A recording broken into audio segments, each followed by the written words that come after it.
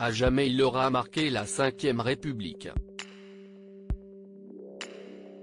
Ce mercredi 2 décembre, Valéry Giscard d'Estaing est décédé. L'ancien président de la République a rendu son dernier souffle, à l'âge de 94 ans. L'information a été annoncée dans la soirée par nos confrères de Europe 1, puis confirmée par la famille auprès de l'AFP. Quelques semaines plus tôt à la mi-novembre, l'ancien président de la République avait été admis dans le service de cardiologie de l'hôpital de Tours pour une insuffisance cardiaque. Peu avant, en septembre, Valéry Giscard d'Estaing avait séjourné à l'hôpital Pompidou de Paris pour cette fois-ci une légère infection au poumon. De 1974 à 1981, il a été, après Charles de Gaulle et Georges Pompidou, le troisième président de la Ve République.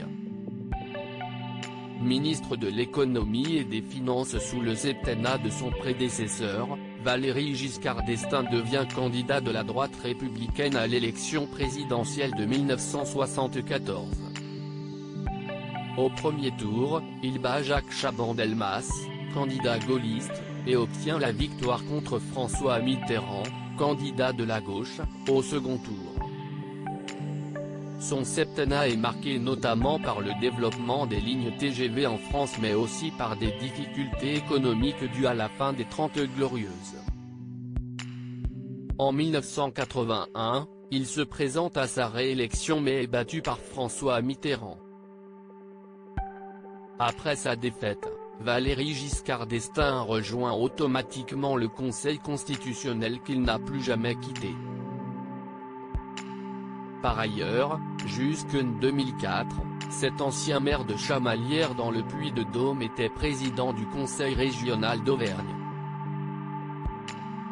Plus discret ces dernières années, Valéry Giscard d'Estaing avait refait parler de lui en mai dernier lorsqu'une journaliste allemande dépose une plainte contre lui pour des attouchements qui auraient eu lieu en 2018.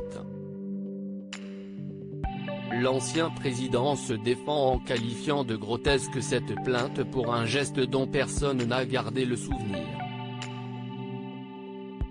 En 2018, il connaît le drame de perdre sa plus jeune fille. Valéry Giscard d'Estaing était marié depuis 1952 à Anne-Ymonne Sauvage de Brantes, fille d'un ancien comte romain.